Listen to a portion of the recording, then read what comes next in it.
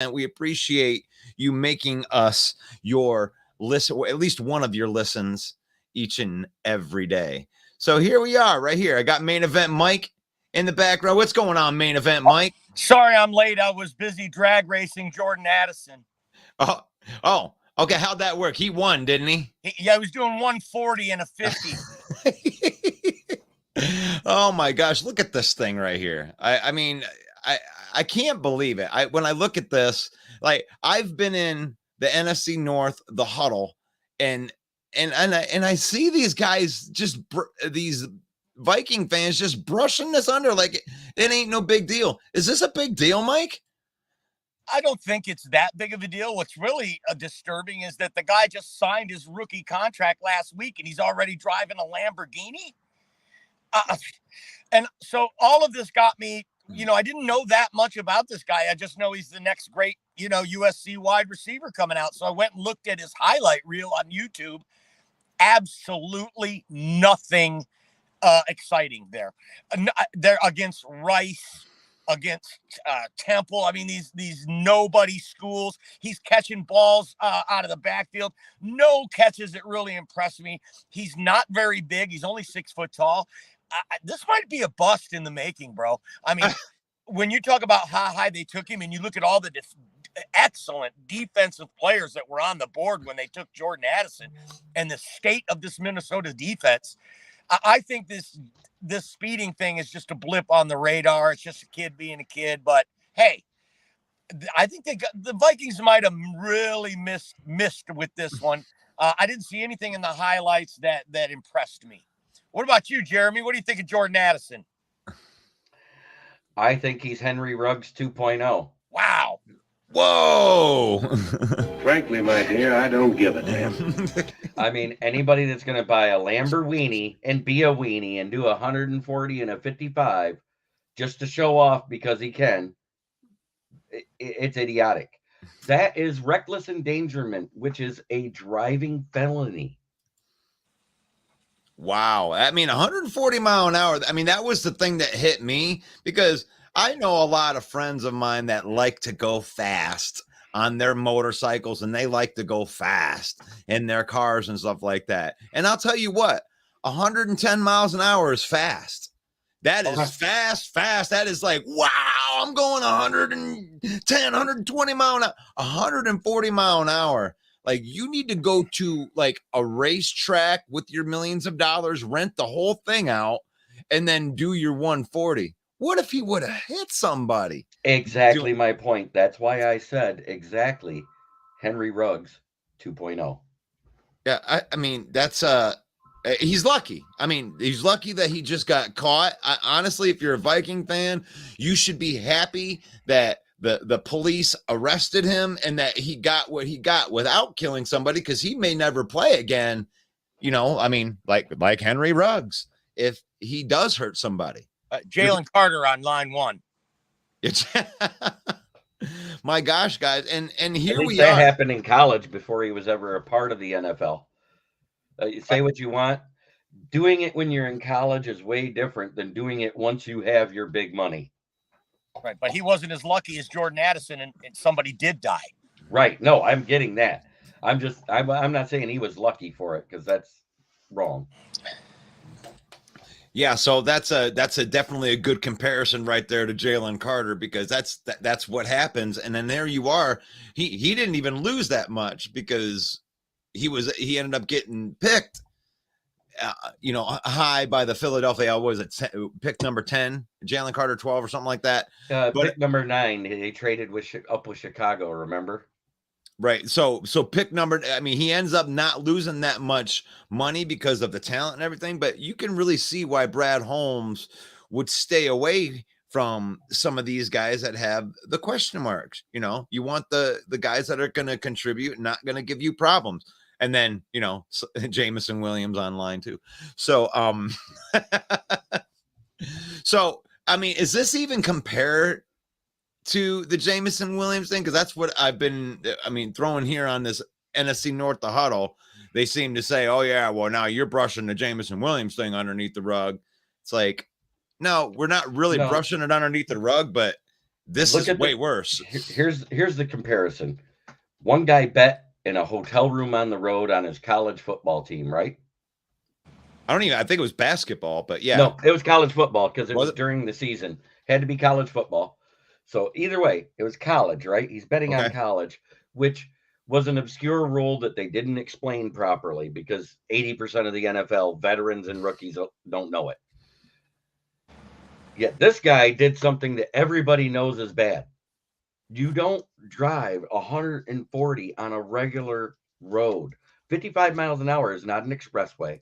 55 miles an hour is not, a major, it's not the Autobahn where it's legal. You're talking about a 2, maybe a 4-lane road doing 140 miles an hour in a 55 mile an hour zone. What if a kid walked out from a house on the side of that road?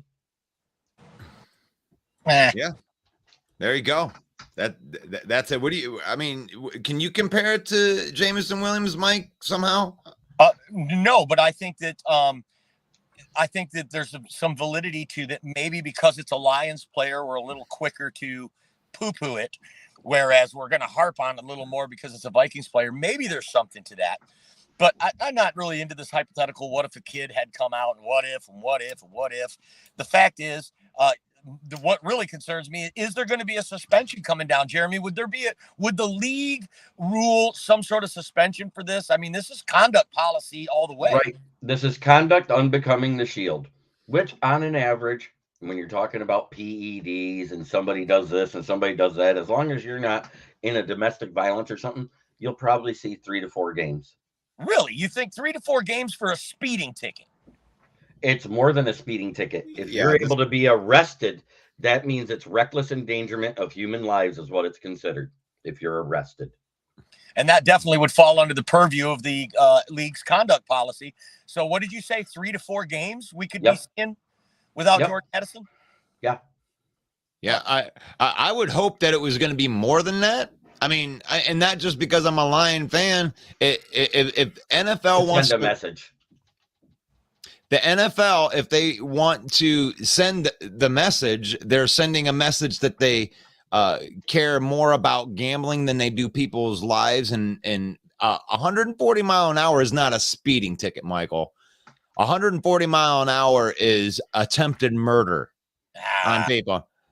Have you ever Mike, have you ever went 140 miles an hour in your life? I've done 120, but never 140. Jeremy, have you ever went 140 miles an hour in your lifetime? Once. Of course you have. All right. Top fuel dragster roller coaster Cedar Point.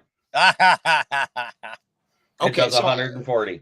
So okay, so that is a safe environment where they use engineers to engineer your safety doing that 140, but not in a car. So if we're gonna brush this under the rug as a speeding ticket, maybe it's not as high as attempted murder, but if he did hit somebody, it would be a manslaughter murder. So I mean, attempted murder.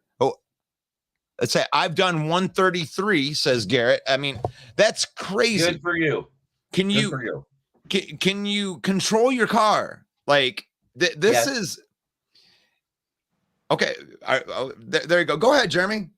You can control it at that speed. The problem is you have tunnel vision. You cannot see what's beside you. It looks like you're driving down a tunnel the whole time. Everything's a blur from the side. I feel like every time I say something, I got like a Jeremy extension that's like, yep, and then I get like an add-on word right there.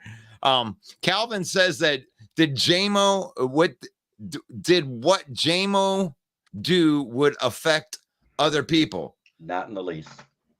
So if we're comparing it to the two, like JMO's going to get 6-game suspension because the NFL cares more about gambling and their squeaky clean image than they do safety of other people. So if this kid only gets 3 games for endangering people's lives doing 140 mile an hour, I guess what Mike says a speeding ticket, then I mean I'm going to have a problem with their. I'm sorry, Russ. I love you to death, my brother, but we're just not going to agree on this. What Jameson Williams did is puts the integrity of the game at risk. And if you lose the integrity of the game, it's over. People will not. I mean, if they believe for 1 minute that the game is fixed, and NFL is trying to nip it in the bud before it gets that, because they do have these gambling partners, these casinos who are giving them millions and millions of dollars to sponsor the NFL. So the NFL has to be hardlined on this, no exceptions. And maybe Jameson Williams was an exception because he was the first one when the news broke. Oh, that was the headline, right? So maybe they used Jameson Williams as an example, but I think that I think that what Jameson Williams in the eyes of the league is just as important as what Jordan Addison did. And I think that the suspension should be similar. Mike, as an advocate for the NFL, dude, you did a fantastic job right there. And thank you for proving my point in such an eloquent way. Now, as we move on right here, let's get into the real football talk right here and get back into. So the Lions place Hooker on the NFI list, and that just means that he won't be able to practice with the team. So give me some thoughts on that, Michael. Oh, just I mean, he's not eating up a roster spot. I mean, he's still rehabbing. His clear date is September 1st by his own doctor and his own admission. So, I mean, we're sitting here at near the end of July. I think this is a non-story. Okay. I mean, it's a story to the point where he does go onto the list, and it does silence the people that are like, some of the Canadians that I know think that he's going to, compete for the week 1 starting job. And this definitely like takes all those homer takes and throws it right out the window. Now we're in reality. He starts on the NFI list. It's kind of like Jameson Williams last year. Oh, yeah, he could be ready by week 1. Oh, those ACLs, they can get real, you can heal from them really, really fast. And then it's like, okay, he starts on 6-week pup. Okay, now that is out the window. We ain't talking about that nonsense anymore. I mean, he had an ACL tear. We have Jared Goff. There's absolutely no reason to even get this guy out there practicing. So there you go. Look at the presser Dan Campbell did right after we drafted him. This is a red shirt year for Hendon Hooker. We want him to be completely healthy before he touches the field in a game situation. Exactly. That says everything you need to know. Yep.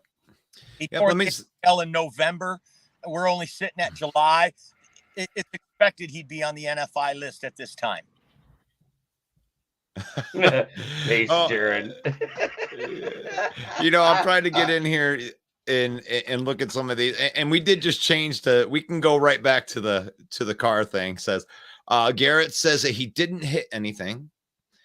He also says it's a car and it's made to go fast.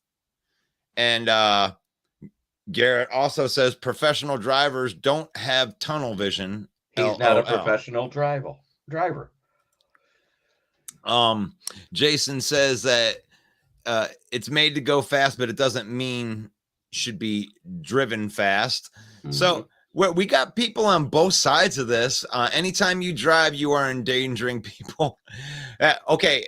Oh my God. Hey, Garrett, you have to be a Viking fan, in order to just brush that underneath like that. No, he wasn't driving fast. He was driving ludicrous speed. Ludicrous speed. Have you ever seen, what's that movie? Spaceballs. Spaceballs. They've gone flannel. He went flannel. He went. This isn't fast. This is redonkulous fast. Good one. This is redonkulous fast. I mean, you are when you drive 35 miles an hour, you're endangering people. Oh my God. Okay. Young guys got it right. Take it to the track. Like we said. Take it to the track. What integrity if he doesn't gamble on the NFL? Please explain this to me. I will explain that to you. Gambling is a slippery slope. If I'm a recovered gambling addict. I can tell you right now that once it starts with a college basketball game, it starts to snowball, especially if you get in the hole and you keep trying to get yourself out.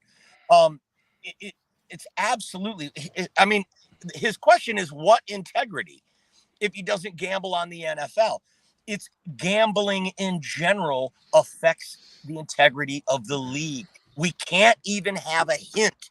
Look what happened to the NBA when the referees got caught, fixing games. It took 10 years for the audience to come back. They have since left again, but that was due to the retirement of all the superstars. But I think, come on, Calvin, you've got to admit that if you knew that players were allowed to be out there betting on sports, it could encroach on the integrity of the game. Can't deny it. But And that's fair. But they are. That's the bad part about it. Because if they're at home and do the same damn thing, it doesn't have a problem with. They don't have a problem with it. You see, it's a kind of a hypocrisy. It is. That's a good point. And I've been of the stance that they should ban all gambling, no matter where you are, if you're an NFL player. I'm just saying you can't have it one way and then expect players to act another. I understand gambling on the NFL, 100%. That's the slippery slope, 100%, because that 100% affects the integrity of the game. Correct? Yes, but you're going to have to. But what I'm saying is, if it's okay to be at home and bet on a college team, it shouldn't be no different if you're in your hotel room for the night on the road. That's what I'm getting at. I'm talking about the hotel room. I'm not talking about the practice facility, the parking lot. I'm not talking about in the dome. I'm not talking about while you're in the locker room. I'm talking about your hotel room is considered your home on the road, right? That's where you go to bed. That's my point. And actually, this is really funny because Calvin and everything that we're talking about here, actually, the point of this is you're driving too fast. And to show you how Lion Fan operates right here, we immediately want to compare and say driving fast is worse than gambling. And all of a sudden, we want to switch this thing around. And then Calvin says, okay, now we're talking about the gambling versus driving fast. And the thing is they're both bad. And honestly, in more endangerment, the driving 140 mile an hour should be a worse crime than somebody betting on a football game that isn't an NFL game in his hotel room. You notice that there's no it should be that way. No teams in Virginia, right? You know why? Because if you drive 1 mile an hour faster than 90 miles an hour on any road, it's a felony. And that's a big thing right there. Like, that's where it does move from that speeding thing that you were talking about, Mike, where it's just a speeding ticket. Where is the line where it does go to endangerment and it isn't just, well, here's your, $175 fine for going over the speed limit? Where does it go? Oh, I'm putting you in jail. If it's a felony, he should get suspended for 8 games. That's a felony. He was arrested, is what it said. It didn't say he was cited. It said he was arrested on that. So he was arrested. That means he went to jail that night at 3 a.m. and had to be bailed out. Okay, that's fine, but we'll see what happens when it comes to what he's convicted for, because they could just throw the whole thing out because of his stature or whatever. But nobody like me or you could get away with going 140 mile an hour. No regular people that live regular lives could get away with that. But we can definitely we could go into a hotel room and make a bet without getting arrested. I just noticed the speedometer on my Silverado says 140. Yeah. And you want to test it out. See, Mike's already thinking about the risk right there. The integrity of the game is NFL, not a college game. So that's going to the point of. I'd have to disagree with Lisa on that one, because integrity of the game, not the pro game, not the college game, the game. I think we need to keep gambling out of sports, and I agree with the Jameson Williams suspension. And I think it's telling that they didn't appeal. They said they're not even going to think about appealing. They're just going to take it, move forward. Good for them too. Good for them. The comment is that he wasn't on a highway.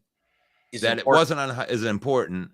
3 a.m, not many people are out, but on a local road, you can have Ben come anytime. He's lucky that it didn't happen. I mean, at 3 a.m. So you're looking at 3 a.m. being a good thing because nobody is out there. No, that is not a good thing when your first round draft pick that you invested millions in high draft capital is out. It's like those guys that are in the strip clubs at 4 o'clock in the morning going, "Oh, I didn't do it. I wasn't the one that fired the gun."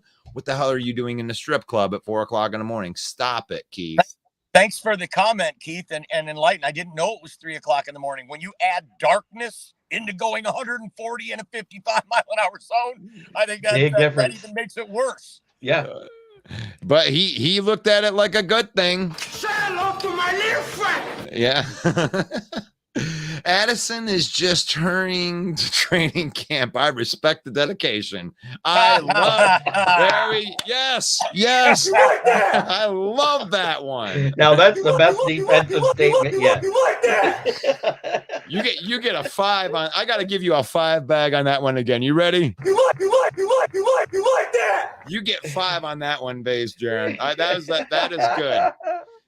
So if right, and we're looking at a 3 to 4 game suspension. If Justin Jefferson wasn't getting double or triple team before, he certainly will be in those first 3 or 4 games. Well, they still got Hawkinson and a blocking tight end, so don't. KJ Osborne and Alexander Madison. Woo-hoo, look out! Look out! Explosive. That sounds good. Jiren says, "Yeah, it was very dumb of him, and he's lucky that he didn't get arrested." Well, according to Jeremy, he did get arrested. According to what let me pull it up again. Yeah, please check that. We don't care that we're not right. We just love talking football. So feel free to correct us out there, because we're not gonna like break any real-time news. And if we do, you're lucky on this network, because that's not what we do. We just like to make fun of all the dumb shit that happens. And then when it comes to our team and like, oh, wow, Jameson got suspended. Frankly, my dear, I don't give a damn. So, but it's okay when it happens to our team and we can brush it underneath the rug. Oh, it's just gambling. Oh, no, it's just 140. Like a Clark Gable drop? You are the maestro, my man. A Gone with the Wind drop? Unbelievable. Yes, you like that. You like that? That gets a triple. That one gets a triple. Kirk Cousins. Sure thing. He was cited for speeding and reckless driving. Reckless driving is the key. Reckless driving is not. Reckless driving is the key, though. Reckless driving is not your normal ticket. Reckless driving is for excessive speed. It's for putting other people's lives in danger. It is considered a grade 1 misdemeanor. In some states, it's a felony. Yeah, well, just so we know, it does not say that he was arrested, right? He was cited. Okay, so we are sorry for putting out. Somebody said he was arrested, so I said that's why I went with it. Somebody said he was arrested, but we are sorry that we put out wrong information. We apologize for that. But put that on the calendar. Put it on the calendar. I think Jamie's been wrong twice in his life. I made a few mistakes. He's twice in his life, and we have witnessed one of them, and it's right here. All right, we have 4. We got a Bear fan. Yes, Woody is in the house. What is your take on Jordan Addison driving 140 in a 55? Thank you, Jeremy. Weren't we just talking about what did that Vikings fan that came on the other day says? Oh, we have Addison to take, JJ if he gets covered. Yeah, Addison will. I had to, I know it's like when they get signed in the NFL or pro sports and stuff like that, they think they can break the freaking law and get away with it. Oh, I'm an athlete, I can get away with it. No, you won't. They look at you more. The police. I used to be a policeman. We look at the athletes more that want to break the law and stuff like that. So, well, what are you going to do? So Tina says that that's great. You used to be a policeman. Did you ever have to cite anyone for driving 140 miles an hour?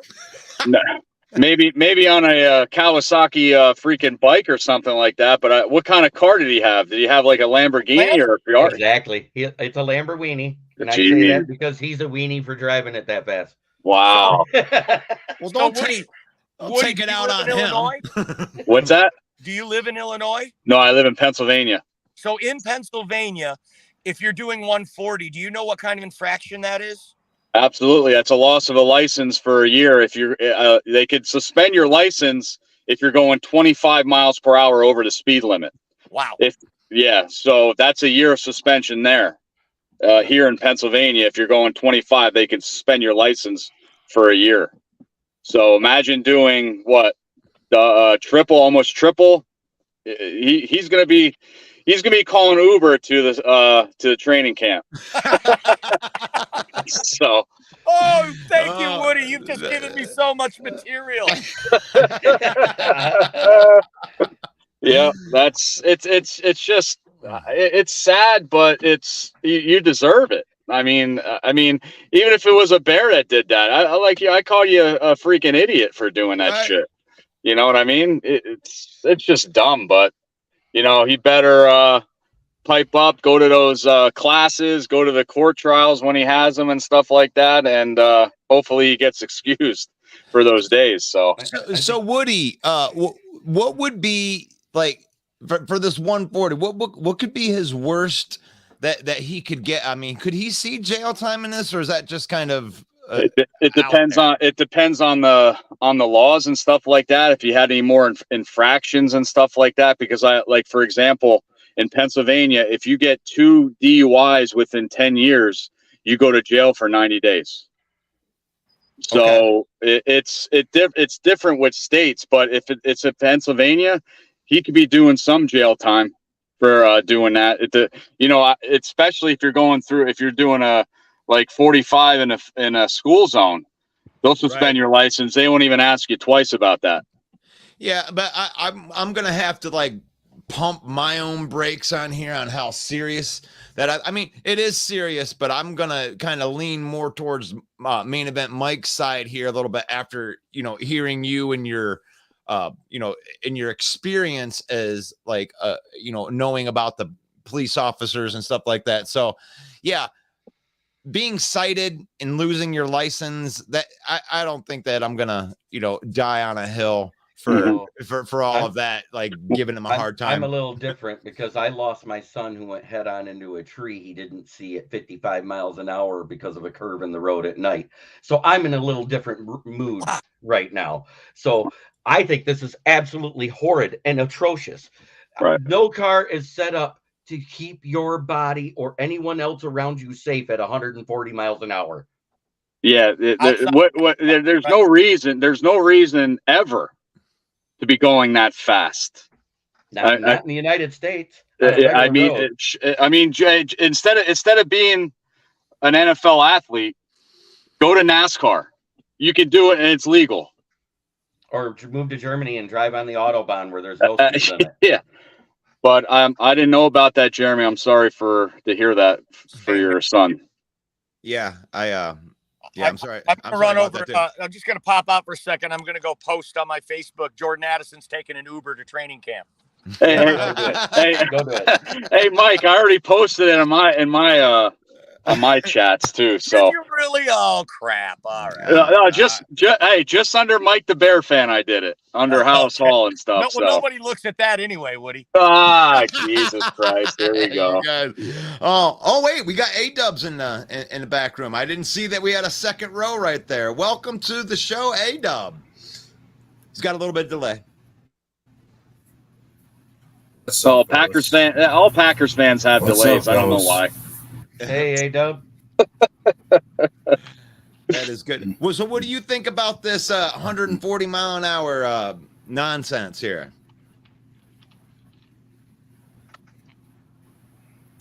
I already said in the comment he better off taking on a Fast and Furious role in the movie if he's going to do that. Well, I think they already made the last Fast and Furious. I think it was Fast 10. So I don't know if Vin Diesel or The Rock are going to be making another one. Jordan Addison can take up the new role. Now I think they have plans to where they might have another one come out. So yeah, they might have one in Minnesota now. Exactly. Yeah, I saw your comment there, A-Dub. That was pretty good. Wow. We have so now all the meme gods need to get to work. Yeah, they're on it. They're happy about this. Did you see the one that Melvin put out with Jordan Addison's face on Speed Racer? No. Are we going there now? I love it. Right. Let me see if I can't find that one. Got to change his number to 5. That was Speed Racer's number. Jeez. I'm gonna see if I can't find that. I want to find that because that was a good one. I actually posted it up in the featured section. Messenger. Oh my God. But on the serious note, like if you put people's lives in danger on the road by doing that shit, you deserve what you get. Plain and simple. Deserve what you get. Agreed. The whole Speed Racer crew, we could do a meme, and that little monkey that was with Speed Racer will put Kirk Cousins' head on it. Play action. Play action fast. So there it I'll is. call it. There it is. Oh Thank my you God. to Melvin G for Melvin. posting I that. just in commented on that before too. Thank you. Hey, thank you, Jesus, for posting that. Detroit have our Jesus, own- you did it. We have our own Detroit Jesus, and every once in a while he blesses us with fantastic content right there. So thank you, Detroit Jesus. We do have somebody else waiting in the lobby. It might be a first-time guest right here. Are you? Will Vogel. What's up? Is this Vogel? Welcome to the show. What's your name? Will Vogel. I'm really good friends with Jeremy. Jeremy is my mentor on many things. Said no Oh one. no! Hey! Don't kiss ass on here, please. No need. No need. I've been helping him with So are podcasting and stuff. So you are a Lions fan, if you're Jeremy's friend. I'm a Panthers fan, but Jeremy turned me into a Lions fan as well. Oh my Lord. Yeah. But You turned- Russell, I had the funny comment, and Jeremy saw it. I said, you know how the Packers traditionally bike to training camp as like a tradition to bike with the public? Trade him to the Packers. Trade Addison to the Packers and be like, hey, try to go 140 miles per hour on this side. You like that? You know, I'll give that one a 3. You like that? Okay, there we go. And you know what? Oh, we else about me? definitely got to get a Vikings fan on here to see his intake on this. Oh, Any really? Viking They're fan. defending it. They're defending it with words on. Oh, I bet they are.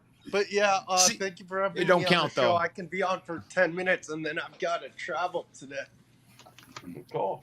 Did you talk to your mentor about that? You're not allowed to get off the show. I know, right? Yeah, once you start, No, you can't I stop. agree. What Addison did is like, I don't know how to compare it. I feel like it's like a lesser extent of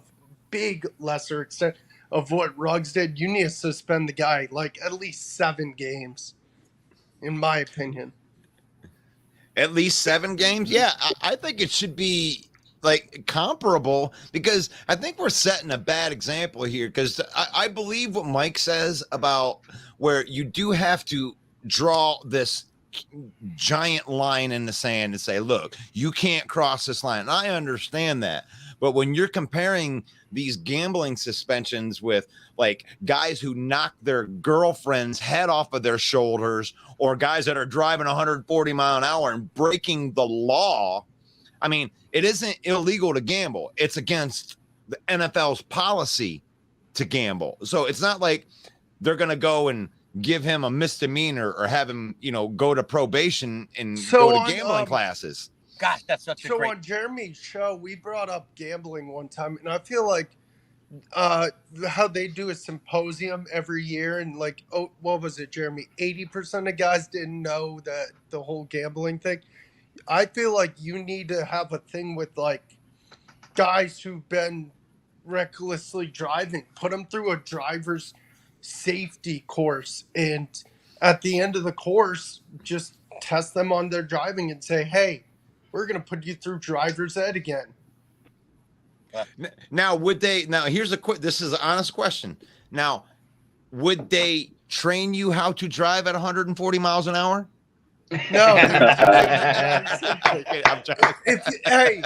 If you want to drive 140 miles per hour, NASCAR and Formula One has jobs calling your name. I can't drive 140. Wow. Yeah, Russell, you sound Russell, you sound just like Sammy Hagar, just to a T, baby. 45. So I have a question for Will. Does Jeremy refer to you as grasshopper or Padawan? Like that? No, he should, but he doesn't. Or paint the fence. No, you know what would be funny if someone got a Stephon Diggs. Does he ask you to wax on, 14 wax off the car? That's all I'm asking. I'm sure it's dirty after 140. So I think someone needs to get a Stephon Diggs Vikings jersey, write Addison on it, and add a 0 to it because he wore 14. I think great point though, Russ. Jordan Addison broke the law. Jameson Williams did not. Aside from the NFL policy issue, one broke the law and one did not, and one got a 6-game suspension. So if breaking the law is also against the NFL policy, that suspension should be bigger or at least the same as Jameson Williams. Now that we think about it and kick the idea around, what do you guys think of that? Yeah, like I said, being a former policeman, he did break the law. If you, anything that your license gets suspended or anything like that, you got to go to court trials, classes, and stuff like that. Like I said, if I was a policeman and I got caught speeding, I'd be fired because obviously I'm putting the city I was working in danger, and plus I won't be having my license, and mainly I have to drive. So I mean, does he get an Uber to training camp and practices? But if I was the coach, I would be, or general manager, I'd be suspending him and laying the law down. A lot of teams suspending him and be like, "Hey, you're going to be in a carpool with the backups." Yeah, practice squad. You got to ride with Practice KJ squad. Osborne. Yeah. No. Bus. I can see him on the team bus from the back. Does it say go any faster? Yeah. And walk faster than this. Come on. No, Yeah, but a suspension Mike, is due. Yeah. Mike, I agree. suspend him to the school bus during the year with all the kids. Oh, come Yeah. on, another stop. All right, let's He had a 4.440 and an 8.1 quarter mile. Well, speed kills, like they say, literally. They love going fast. Mike says, changing subjects. The Lions will cut to a 53-man roster. Who do you think the practice squad makeup of the Lions be, since so much potential has been given to the team? I think Jeremy. You know that's who a I good- love? Mo. Go ahead. All right, whoever wants to go can go. I waited because I heard somebody start speaking. So, go ahead, Jeremy. Yeah, I think he was just saying, go ahead, Jeremy. We have 20 offensive linemen on this roster right now, so I have a feeling at least 6 of those practice squad spots will be that, just to have that added depth, because we do know injuries happen on the O-line. We also have about 11 defensive ends. You can only keep about, 6? at the most. Yeah, so there's 5 more. That's 11 of the 13 spots right there. The other 2, probably a quarterback and a wide receiver. I like that. That's a good call. That's Jeremy. Practice squad, you get 18, but you can protect 6. Is that right? 4. You can protect 4 out of 18. Yeah, is it 18 now? Because I thought it was still 13 total. Because last year we only had 13 on the practice squad each week. 4 of them protected. Okay. That's 9 Maybe- unprotected. I'm asking you to confirm that. Okay.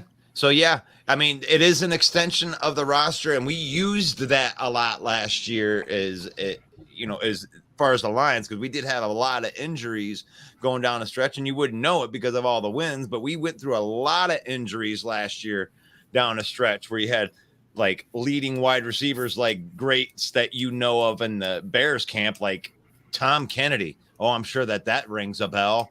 What he's and like, Josh don't remind me. Reynolds and these guys that you don't know outside of the organization, but it's because the practice squad depth was deep, and it is important that you hide some depth onto that. You know who I would love to see on the practice squad is Mohamed Ibrahim. I thought he was a great UDFA. I think he makes the team. I think he makes the team, and Netflix ends up on the practice squad. I can see it. Well, guys, I've got to travel. Jeremy, guys, Good to thanks see you. for having Thanks me. for hopping in. Yeah, thanks for popping on. See you, Will. Yes, Appreciate anytime. it. We're here every day, man. During the week. Let's talk some football, brother. Hey, man, I'm free Monday. I'll be there. Well, I'll be here too. All right. Have a good one. Jeremy, All right. I didn't know you had a protege. He has been a part of Sideline Sports with doing a show called Basket Bros, talking about old school basketball versus the new basketball. And he's been on the South Florida Tribune, and he got booted because he couldn't be mature enough on there. So I kind of took him under my wing and had him as a guest on my Wednesdays NFL shows. And from listening to me, he started piping in on the Friday shows. Very cool. All right. Well, now we have these Bear fans in here, or Bear fan in here. So we got to think of something that we can do here. Let me see. I got a little screen that I'm going to share right here. Where are we at? Is it this one? Yeah. All right. This was thrown up by Tom Novans from the Novans Corporation right here with never forget noodle arm Jared Goff doubled Justin Fields in passing yards last year. So let's get some comments on this right here. Justin Fields also had more rushing yards than Jamal Williams. Ooh, but I would hate to see. Well, Justin Fields got most of those yards. It's not because of design runs. He was running his ass off from those defensive linemen and linebackers. So that's the main thing I said this year is that I think Justin Fields should have more design runs for him. But, RPO is no more. So it's going to be tough. I think because Lamar Jackson, his first year, he was all run. But his second year, he started passing the ball more, and he was successful.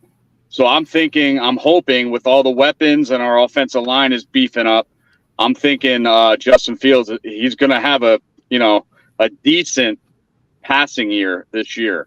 So that's just my intake on that.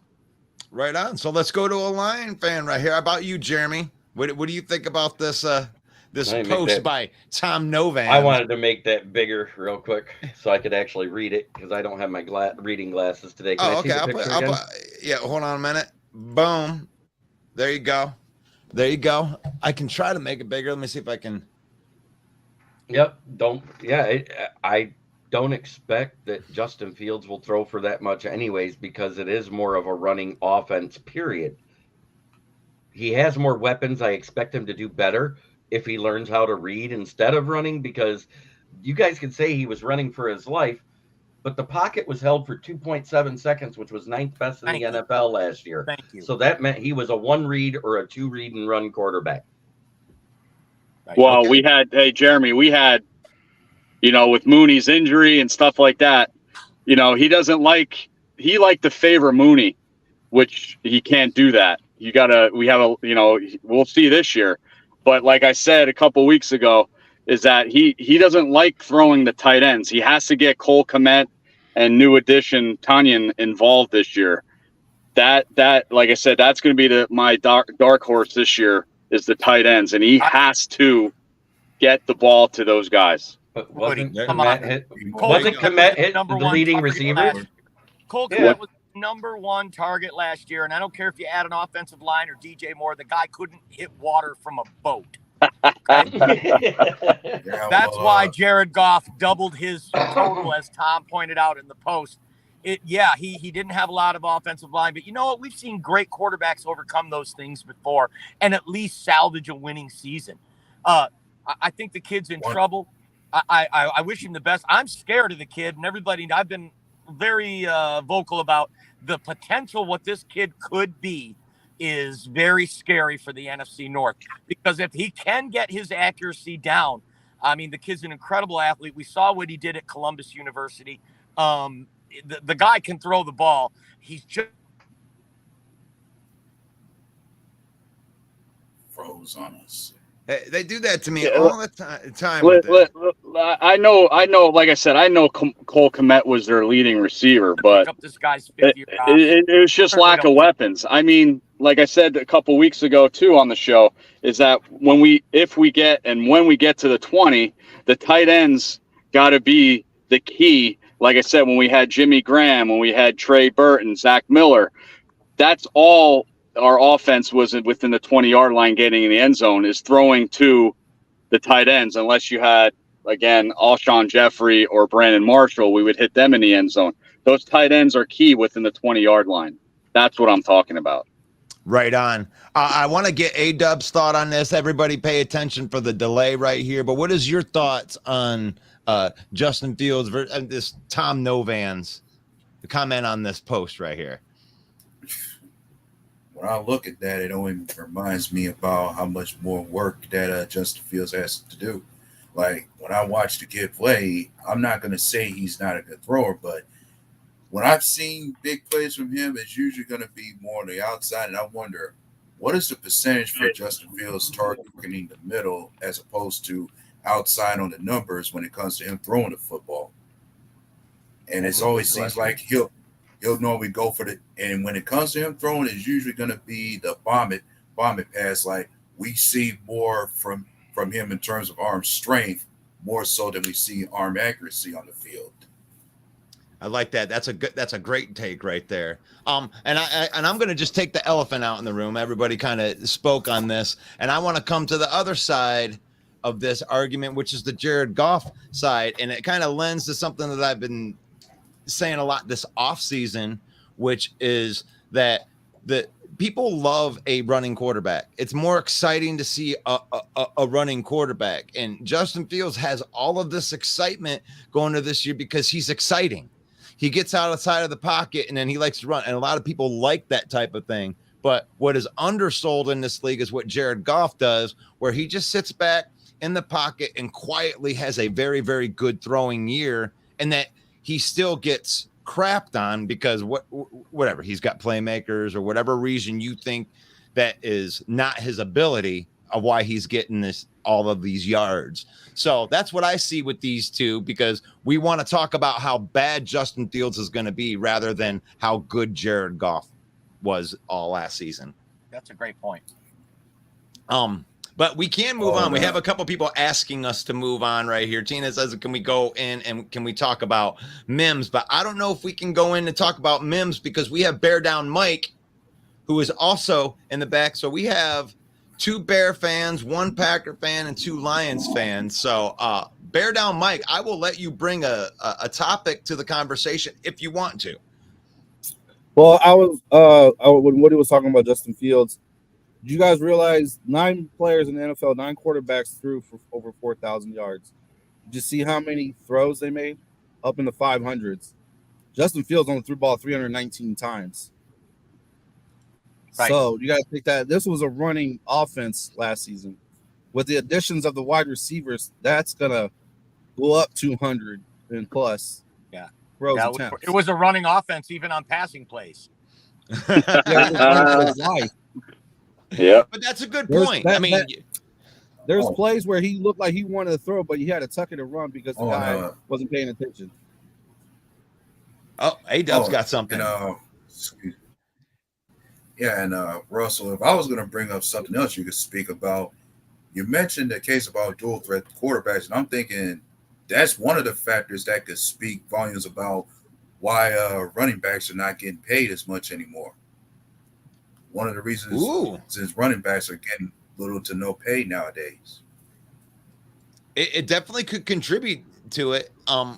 Really what we have is with the salary cap, with the era that we're in, it does create parity, but it does make it so you have to draft a lot better. And if you're going to pay these quarterbacks, you're not going to be able to pay the running backs. And if you're paying a running back, well, then you probably aren't going to be paying your quarter. You have to decide which type of players or what time you want to be hitting on those draft picks, right? You need these guys on rookie deals in order to win in the NFL anymore. You can't go into free agency. You can't pay your quarterback $60 million unless your name's Patrick Mahomes, who he is a unicorn. Nobody is like him right now. He's already transcended, his abilities a couple of times. Here we go. Let's see what his passer rating was over the middle by Next Gen Stats. At 5 yards or less, Justin Fields was 54.8. Wow.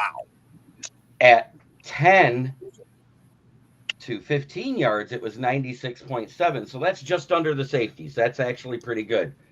Between the safeties, 0.0 passer rating. Wow. So he didn't, yeah, but that means he didn't throw, they didn't scheme, or he never threw the ball there. No, it says 38 attempts over the middle. Zero. It tells me how Over many 38. attempts. 0 for 38. Yeah. Wow. Wow. That Okay, is, now down the hash marks. Over 15 yards. That's any ball through the air. It's talking about through the air, not where they caught it. 85.9. At 10 to 15, it was 125.8, which is very good. At 5 yards or less, 77.5. On screen passes behind the line, it was only a 60.4 passer rating. wow. On the right side. Now let's go to the left side. Over 15 yards, 109.7. 10 to 15, 116.1. 5 to 0 yards was 85.9, and behind the line of scrimmage, screens to the left was a 95.4. So he throws very good to the blind side for most quarterbacks, but is he left-handed? No. No. Okay. So he can throw behind him better than he can throw in front of him. Holy cow.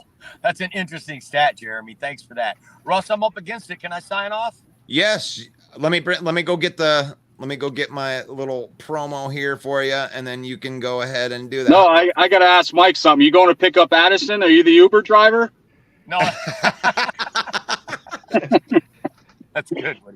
That's fantastic. You know, a guy named Woody should never throw insults to anyone. Just, No. hey, it's the NFC North Open. And then he goes out. Oh. Oh, stupid. Oh, let's see if you can cut in here. I'm gonna give him another crack at it. The producer, Russell Wayne. God bless you all. You God too. bless you. Hey, take it easy, Mike. Have a great day. And hey, he is the illustrious host of our NFC North Open Mic. And since all that cut out, I might as well just go ahead and say it. Every Monday night, 7 p.m. Eastern. And if you did hear Mike say it, then you just get to hear it twice. Leave your feelings at home.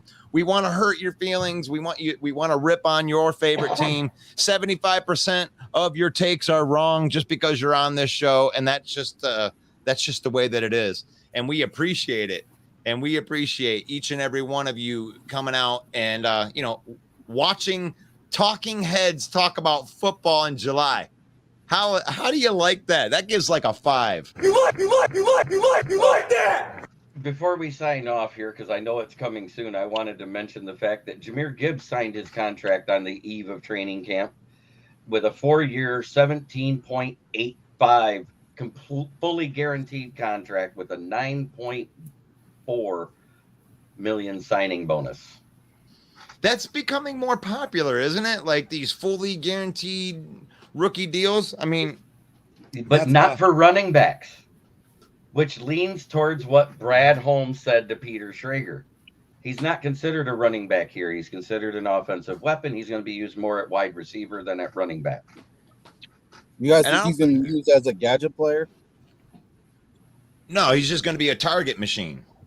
I think that Deebo Samuel, I mean, these new hybrid wide receivers that are out there that people are using like that, you're even like Amon-Ra St. Brown, they've been using like gadget player. They've been giving him handoffs. I think that you're going to see Jahmyr Gibbs and Montgomery out there a lot, both of them. You'll see, especially Gibbs the first 6 weeks while Williams is suspended. I mean, I really think that we're going to keep extra running backs because I think that he will identify as a running back. I think that he'll have the running back tag. But as far as your fantasy football teams, definitely Jahmyr Gibbs is the best rookie running back for you to take dynasty-wise, especially if you're in a PPR league. I'll give that little bit of tidbit for you. If you get a point per receptions, this kid's going to get 8 to 10 receptions a game, even if they are just dump offs. But they plan on throwing it to him often. And yeah, he's a playmaker. That's what he is. So let's get into some of these comments right here. And I'm not ready to sign off yet. I mean, I didn't know. I just wanted to get that out there that was done. Well, Mike's kind of like the middle, like in the middle of the broadcast. I used to just go till 12, but it ends up being 12:30. But here we go. We have a Packer fan in here, A-Dub. Is there anything Packer related? Because I don't know if you guys have had anything new that's really happened. You want to touch on anything? You want these clowns to be able to answer to? Well, the only thing that would be new and more recent has to be a USFL QB that we signed. Yep. Okay. Birmingham. Alex McGough. I mean, Yeah. McGough. Yeah, pretty much. So what do you think of him over maybe Sean Clifford? I mean, I like Sean Clifford. I thought that was a good, late round developmental quarterback.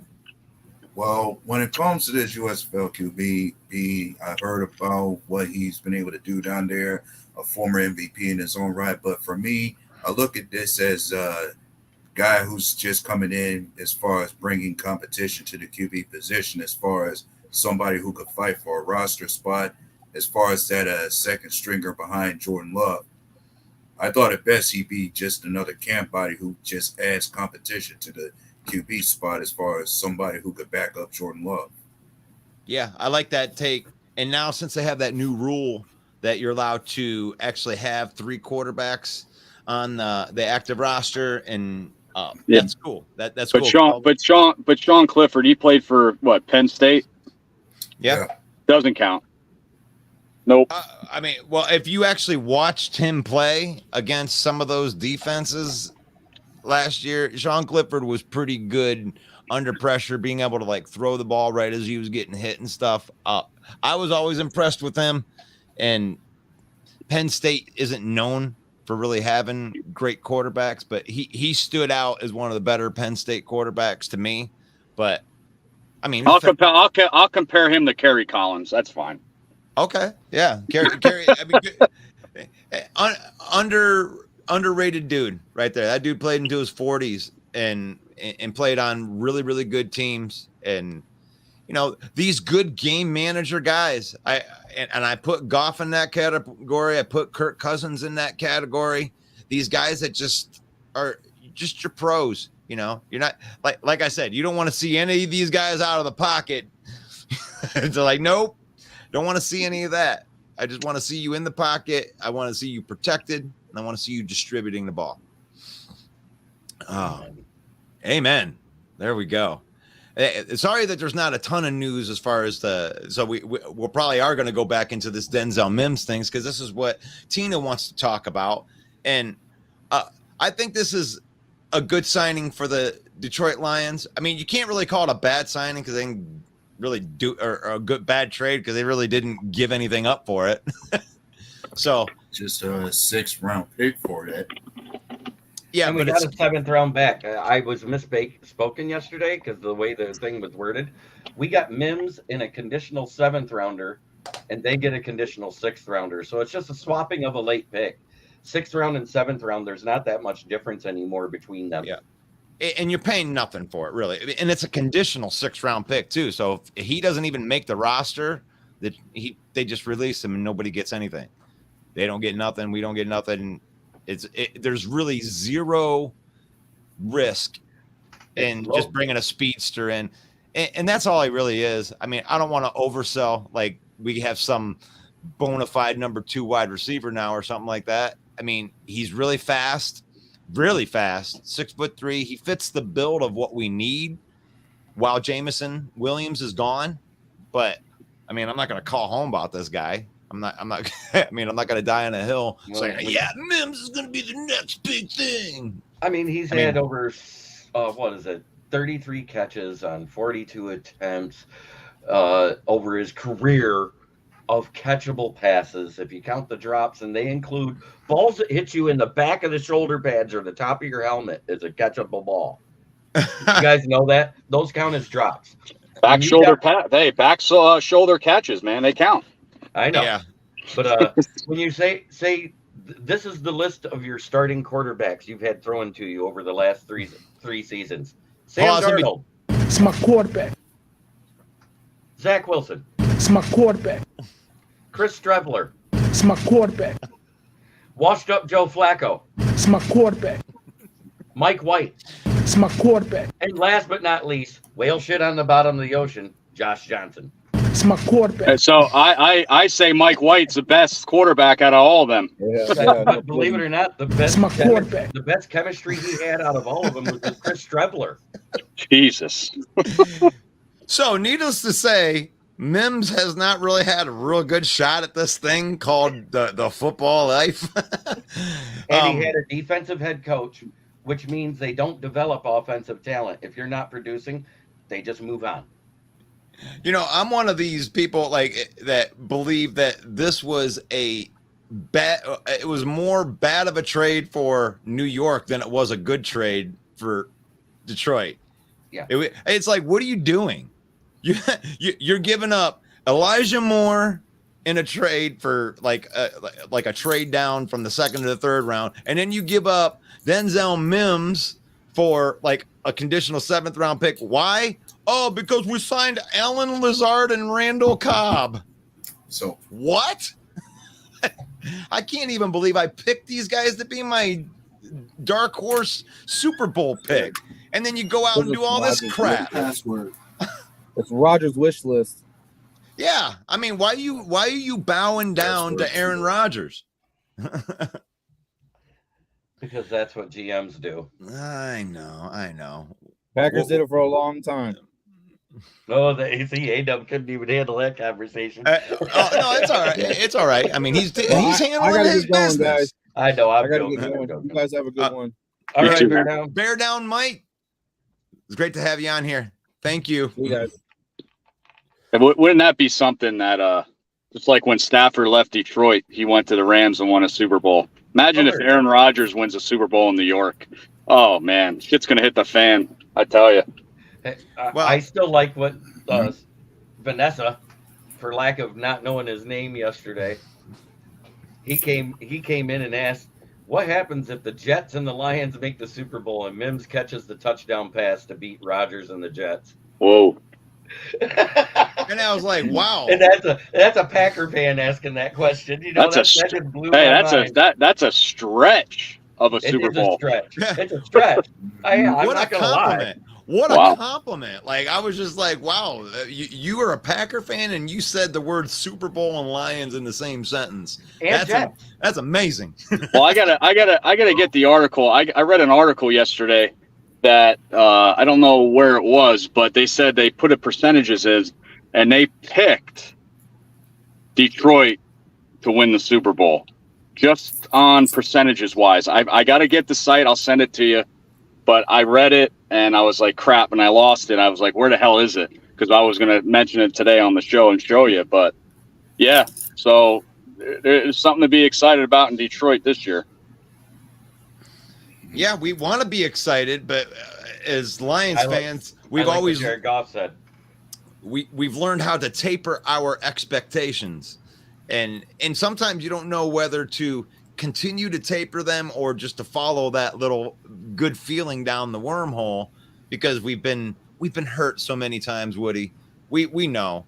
We know what it's like to hurt on the inside and feel all good and warm and fuzzy about the team. But see, say if the Bears were, voted to pick the Super Bowl, I don't get too excited because I don't get my hopes up, because when it doesn't happen, I won't be too devastated. Right. So hopefully, I know Detroit Lion fans, excited, winning division and stuff like that. But don't kill yourselves if you guys don't make it to the big game. That's what I do. I don't get my hopes up at all. So if it doesn't happen, I don't get too upset about it. Well, it's going to be hard, because when you go in and you play Kansas City, and then you play a team that beat you last year in a shootout, we didn't even get an or a defensive stop in that whole game. So I'm pretty sure we're going to get a defensive stop in this game against Seattle. So if by some miracle the Lions actually start out 2-0, the Kool-Aid's going to be flowing. It's going to be flowing into the Detroit area, because they'll be favored in every game in Vegas for the rest of the season after that. Like, yep.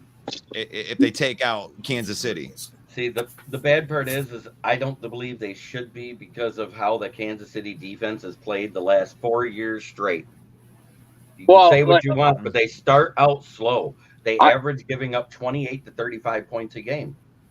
See, I don't take the first. I take the first game as like a first game. Last year we beat San Francisco the first game. Right. You know what I mean? So Bears weren't favored every game afterwards. Was that when But- you hurt Lance? That was the rain game when the Bears would score a touchdown. They would do a swan dive from the 20-yard line. They reached the end zone. That's how. Okay. So that the first game, we play Green Bay. Say if the Bears win, yeah, I'll be excited because it's a division game. But it's not. It's just the first game. Mhm. Like I said, we beat San Francisco last year. I didn't think that was one of our 3 wins. Did I think we're gonna win the division after that first win? Not at all. I just take the first game as a first game. Yeah, but there were some Bear fans that were on the Super Bowl Ryan Poles hype train. Well, of course. That yeah. Y'all just didn't know. Yeah, right. You were all sleeping on these Bears. Like, oh man, I don't Yeah. know. I mean, who are you talking about? Oliver? Richard Oliver? Well, I just remember the huddle last year was just flooded with a Yeah. bunch of Mooney as a number 1 wide receiver, like all of this crazy stuff. And I was just like, wow, that is a lot of, because we do the same thing in Detroit. We hype our 5th and 7th round picks, and Right. here's this guy from free agency that we got that no one knows about. We do that too. Every Right. team does that. Every home. But yeah, I was like I said, I was excited, happy that we beat the 49ers because 49ers are saying, hey, Super Bowl run, this and that. If Detroit beats Kansas City on week 1, yes, be excited, but don't think you're going to go undefeated the rest of the year or stuff like that. Just like I said, I'm realistic. So, but I would be excited for you if you guys beat Kansas City because I know we won't. Well, dude, it is the NFL. It's like, to me, the teams that surprise. As the saying goes, every given Sunday, right? Yeah, that's what I said. That's when I was telling Russell. That's why they play the games. Who knows? The Bears can go 17-0. Is it likely? Hell no. But you never know that it might happen. Who knows? So To me, it's like teams like Atlanta are scary. Like teams like Houston. their running game, yeah, Atlanta's running game. Well, it's like a lot of these teams like rebuilt a couple years ago, right? So these teams have used 1st-round draft picks on high-end offense and defensive play, especially Houston. Houston's one of those teams that you got a whole bunch of 2nd and 3rd year guys that are coming in after those Deshaun Watson picking twice in the 1st round, 2 years in a row. They got some talent on that team, and then you dropped CJ Stroud into that. That could be a team to look at as a dark horse in that division with Jacksonville and Tennessee that everyone loves to talk about. Yep. Jacksonville will be in the. I picked Jacksonville already to be in the playoffs this year. Absolutely. TL. And I look at Jacksonville to still win that division as well. Yep. I'm still playing around with next gen stats, and they have a stat in here called catchable passes. Guess what team had the 32nd ranked catchable passes thrown? Let me guess, Jeremy. Is the fan in here? Yep. Chicago Bears. Yes. Yeah. Thank you. I just want to. I love the way you point that out. And this isn't trash talk here. This is talking. I'm not trashing. It's a stat. It's a stat. It's a stat. Yeah, I know. Yeah, like I said, the Bears, Justin Fields, with the weapons, offensive line beef up. There's no excuse this year how he can at least throw over 3,000 yards. Now 4,000 is a little bit of a stretch, which he says I'm definitely throwing 4,000 yards this year. I'm like, okay, 3,000 is good. I think like I said, he's going to do a lot better. His rushing yards are going to be up there, but not as high as last year's. Yeah, I mean, you're hoping. You're hoping because you want balance.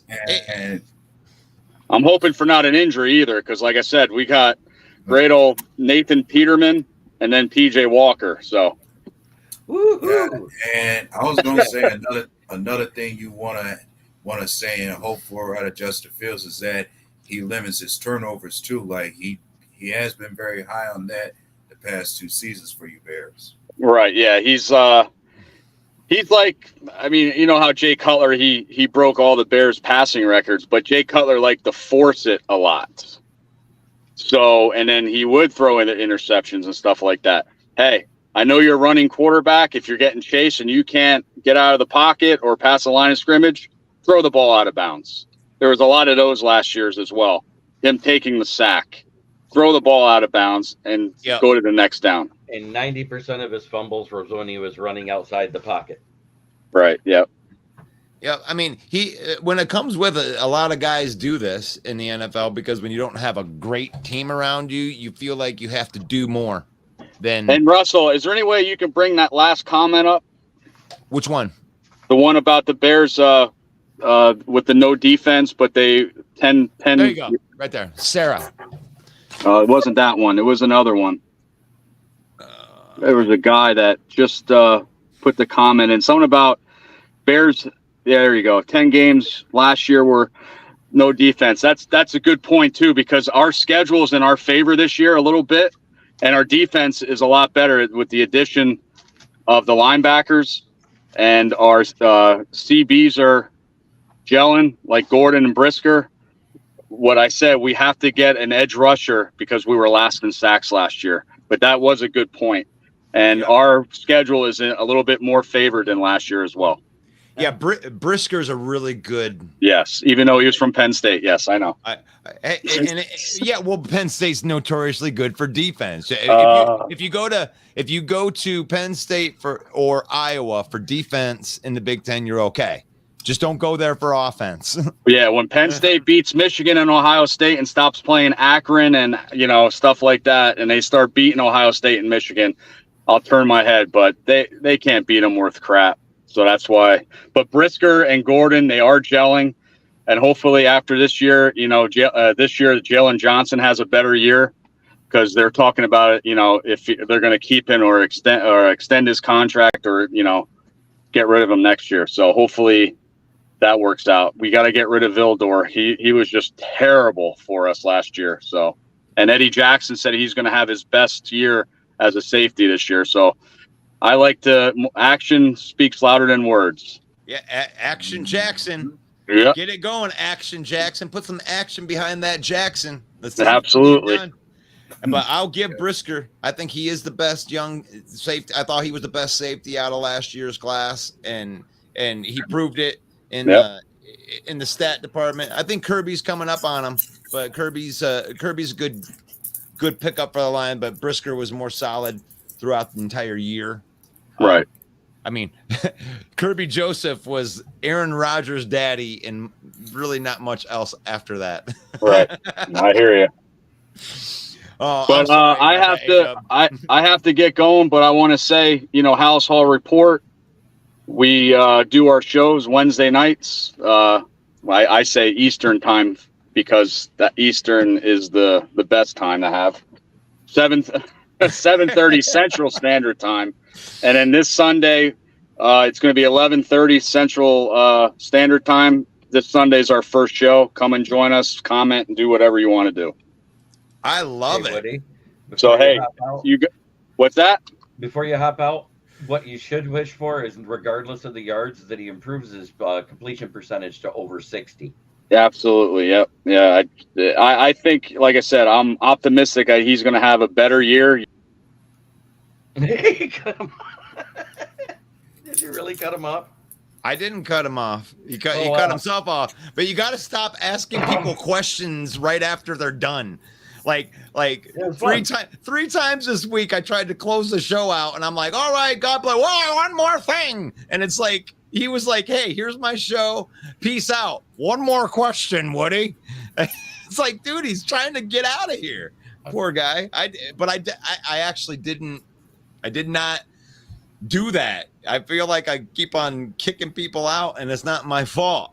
No, it looks like it. That's what I'm saying. The way they pop out. Oh man! But now we have 2 Lion fans and a Packer fan. We haven't even, and A-Dub's been such a good sport here, just being on the show, and we haven't really even been talking about much.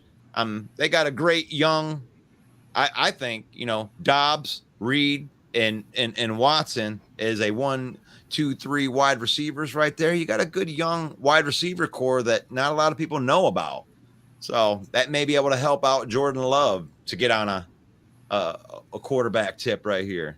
So is that the most exciting part? Are you excited more about Jordan Love or your defense and running? For the most part, I have to say it could be a mix of both. Like currently, when it comes to Jordan Love, I am trying to see if he has truly inherited everything he seen and experienced and absorbed from Rodgers. Like, will he take all of that and actually be the quarterback that Green Bay needs and wants him to be? And when it comes to the defense, expectations are very high on it. Like we have, like for this defense, everybody has said it. We have 8 first-round draft picks on this defense, and the talent is there for where it should be, somewhere between the top 10 out there. I'm trying to see what that work come out accordingly. Yeah, and you have it all comes back to that defensive coordinator. I think that is the biggest question for you guys is, can he get it together? Can Joe Barry finally get all of this talent all together and, make them better than the 21st ranked defense with all that talent on there? Yep. It's all about the play calling as well as playing to your personnel strengths as well. Like if these guys, whoever is good for when it comes to our secondary, the majority of those guys are better suited for man press coverages as opposed to playing zone.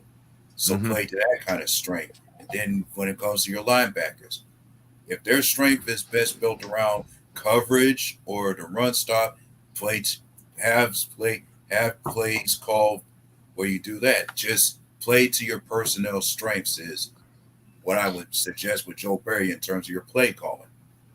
Right, and I think that they will be able to do that, and that's why I think that Green Bay, to me, is the second place team in the division because they are going to be able to play that defense, and with the running game that they have with Dillon and Jones, they're going to be able to play ball control, and their defense is going to be able to stop games. They'll be able to, do that at the end. Where I feel like Rodgers was more of a, woohoo, I can score in 2 seconds. And he can run a long drive, but that wasn't really his thing. He could kill you with the big plays and stuff like that, where now I think the offensive coordinator is going to make it so they're just going to be handing the ball off a lot and playing for less possessions and not big stats. True, but at the same time, another thing I touched on before is Rodgers being gone means more control of the play calling goes to Matt LaFleur. Like what Mike once said before, the kind of offense Green Bay ran wasn't completely Matt LaFleur's offense. Right. What part of it was, but Rodgers always altered the offense to have plays of his own that he likes to run, do things his way. But you're not going to see that now since we have Jordan Love here. Like everything he does will be according to Matt LaFleur's scheme. Wow. But I mean, that's crazy to me. Like if I'm a Green Bay fan that I'm looking at that and you're wondering if it's the chicken or the egg, right? Is it LaFleur or is it Rodgers? And really no one is going to know that until they see Jordan Love in this offense to see if Matt LaFleur can, coach his way into keeping this being a good offense. So that's a good question for Green Bay fan. And gosh, the first week you get Chicago, and last year you were able to defend Justin Fields pretty easily. I mean, he really didn't have any type of answer for any of the Green Bay defense. So I don't see why they would just expect with Nate Davis and drafting a first round tackle, adding a wide receiver like that, it's just going to all of a sudden be better because you guys got better on defense too. Well, the big question mark for us is going to be how well do we match up with their defense, given that Now you don't have to see Rodgers anymore. You got a new face of QB in Jordan Love, and to me, the unknown known element can work to our advantage. Like you may not know what you're gonna see in Jordan Love. Like only thing you can go off of with Jordan Love is the small sample size of what he did before he became the full-time starter that he will be this year. Right. Like you don't really know how to scheme for him because you didn't see him play that much just yet. And that's huge. In today's NFL, tape is everything. Like if you have something on tape, that's why I think the advantage for the Lions with Jahmyr Gibbs and Laporta. The biggest thing is that entire offense is ran exactly like it was last year. Quarterback, all the offensive linemen are blocking in the correct, opening up the correct lanes. None of that changes. The only thing that changes is you take out Jamal Williams, you stick in a guy that's probably about twice as fast as he is and can break tackles and can catch the ball. You take out DeAndre Swift, you put in David Montgomery, which is, I think, is a comparable. I mean, that's, take one out, put the one in, and David Montgomery may even be more durable than DeAndre Swift ever was. So even if it's the same in talent right there, you don't have anything. You don't have any tape on that. You don't have any tape on Jordan Love running that offense and running it with Christian Watson and throwing the fade with Romeo Dobbs. We don't have that. So that is an advantage. That's a very good point. You like that? That gets 4. There we go. Wait, you have any thoughts on this, Jeremy? No, I mean, I pretty much agree with all of it. But like I said, it's good. It's going to come down to coaching. Either way, when you have a young QB that hasn't had a lot of experience, it's 100% going to come down to the coaching and play calling. Oh man, I think that we're getting to the end. I think that we're reaching at this point at the end right here. John, let me see what John Dorn says, and I'll see if I want to end this. Sorry, guys, my phone overheated. Okay, I'm glad that I didn't, Woody. I'm so glad that you realized that your phone overheated, and then I did not kick you out because it definitely looked like I kicked you out, and I'm glad that you had that comment on there. You need my card to pay the bill. Sorry, guys. I gotta go. Oh gosh. Hey, thanks for being on the show, A-Dub. You're welcome anytime, brother. You have a great day. See y'all later. Oh man, it seemed like everybody had a little bit of a little thing today. It was kind of but that's all right. So what I wanted to do right here, I wanted to thank everybody for being on here with us today. I'm glad that you got through all of our technical difficulties and everything right here. I do want everybody to realize where we are broadcasting because we got a lot of support from people. Detroit Lions News. Thank you, Joe Chapp, allowing us to broadcast into your platform so we can give you some good Detroit Lions content. And please go like and follow our page, Detroit Lion Villain Squad.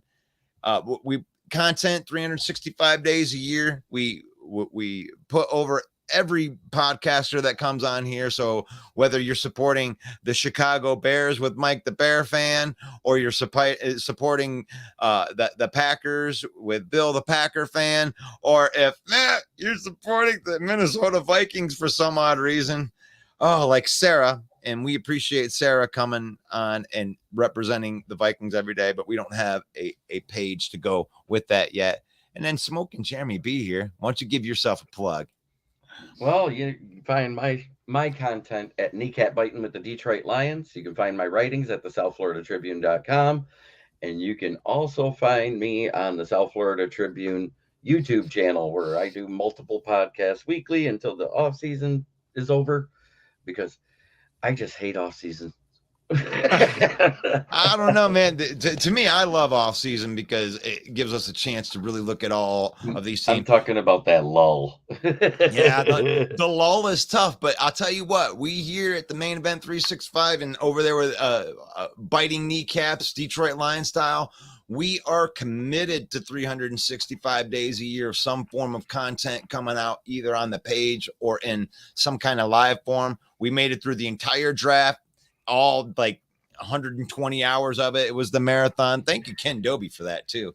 And we appreciate you guys coming live here every single day. We're doing this during the week, 11 a.m. on the weekdays, phone sessions with me, your host, Russell Wayne. And we invite everybody to do that. And then on NFC North open mic, that is where it gets a little bit more risque, right? 7 p.m. Eastern. We viewer driven topics. Don't bring your feelings or anything like that, because we love to talk a little bit of trash. And as always, God bless you guys. We love the fact that you are avid football fans that come on here every single day, especially July 21st. Next week, we get to talk a little bit about some of that training camp right there. Hey, keep loving football. The hell with basketball. The hell with baseball. God bless each and every one of you. From Russell Wayne, Main Event 365.